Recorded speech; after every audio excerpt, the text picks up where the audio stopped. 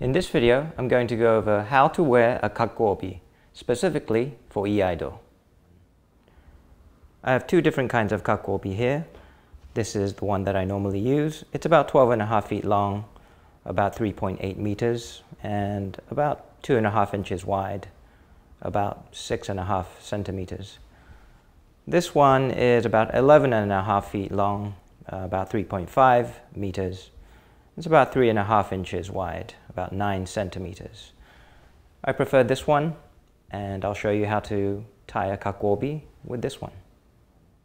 Now this particular obi has a section at the end that isn't as stiff as the main section of the obi, and it's meant to be folded over. So this is where the stiff part of the obi begins. I'll basically fold it over about that much, fold it in half.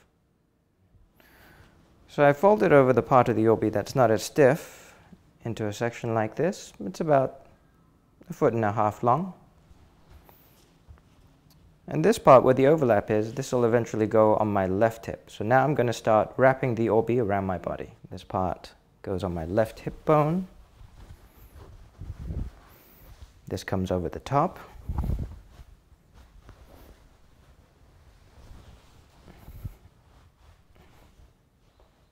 Give it a nice tug. Another nice tug. So that's 3 wraps. And then you should have a section about this long. And you create another loop by tucking this under here so that the tension keeps that loop. Here and one here. And this comes over the top to create a knot like this.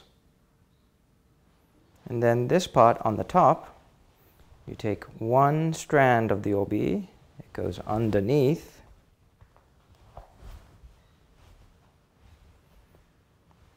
and then you should have 2 loops like this.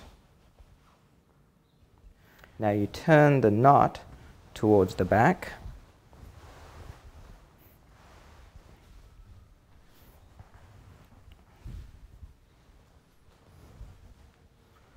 So that it sits like this.